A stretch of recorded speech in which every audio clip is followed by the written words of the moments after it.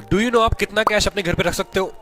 Income tax department ने इसकी limit क्या प्रेस्क्राइब की है और rules of cash in home क्या कहता है?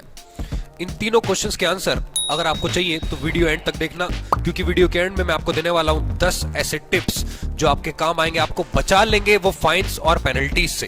तो दोस्तों वीडियो को शुरू करते हैं। अगर आपकी भी हैबिट है घर में कैश रखने की, तो आपने देखा होगा इमरजेंसी के केस में तो वो आपके भले ही काम आएगा, लेकिन वही कैश आपको सांप की तरह डस भी सकता है। सर कैसे? आपने देखा होगा कुछ बिजनेसमैन होते हैं ना जो कैश में माल बेचते हैं, तो वो कैश अपने घर पे लाते हैं, अगले दिन वो भले ही बैंक में जमा कर दे, लेकिन फिर भी अगर वो कैश के साथ पकड़े जाएं तो क्या होगा? और सेम क्वेश्चन आपके ऊपर अप्लाई होता है। अगर आप कैश के साथ पकड़े जाओ तो ये जो न्यूज है ना, ये आपके काम आ सकती है। सर कौन सी न्यूज?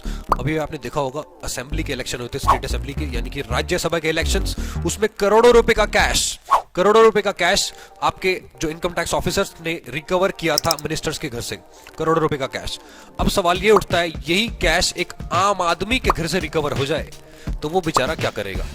तो दोस्तों मैं आपको बता दूं, अगर आपके घर से कैश रिकवर होता है तो आप क्या कर सकते हो? आप tell the source of cash, cash का सोर्स बता दो, यानी कि कैश का सोर्स क्या है, कहां से आया वो कैश।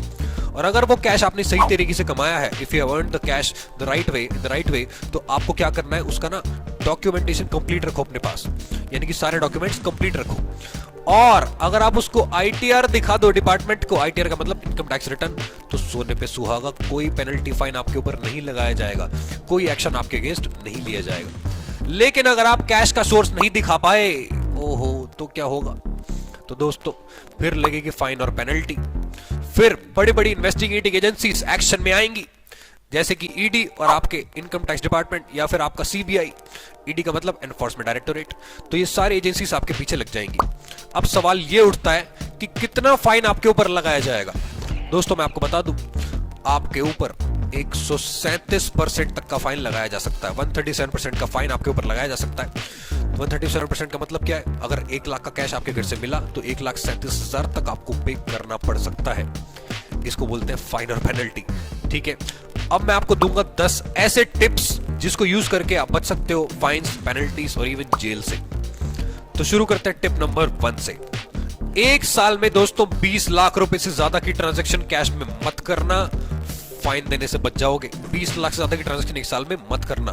टिप नंबर 2, अगर आप बैंक में 50,000 से ज्यादा डिपॉजिट करते हो या निकालते हो तो आपको दोस्तों पैन कार्ड लेके जाना है, पैन कार्ड आपको साथ में डिपॉजिट करना होगा। टिप नंबर 3, अगर आप 20 लाख रुपए से ज्यादा पैसा डिपॉजिट कर रहे हो, कैश डिपॉजिट कर रहे हो बैंक में, तो दोस्तों पैन के साथ आधार भी आपको लिंक करके देना है, पैन प्लस आधार लिंक करके देना है। सर अगर नहीं दिया तो? अगर आपने पैन और आधार नहीं दिया तो 20 लाख रुपए तक का फाइन आपके ऊपर लगाया जा सकता है। यस, 20 लाख रुपए तक का फाइन आपके ऊपर लगाया जा सकता है। टिप नंबर 4, दोस्तों 2 लाख रुपए से ज्यादा की शॉपिंग आप कैश में नहीं कर सकते। टिप नंबर 5, अगर आप 30 लाख रुपए से ज्यादा की प्रॉपर्टी, 30 लाख रुपए से ज्यादा कैश में पेमेंट या फिर कैश में परचेज या सेल करते हो प्रॉपर्टी की, तो इन्वेस्टिगेटिंग एजेंसीज आपको रडार में ले सकती हैं।